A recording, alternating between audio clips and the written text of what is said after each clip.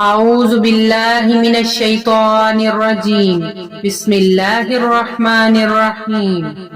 الله نور السماوات والأرض مثل نوره كمشكاة فيها مصباح المصباح في زجاجة الزجاجة كأنها كوكب دري يوقد من شجرة مباركة زيتونة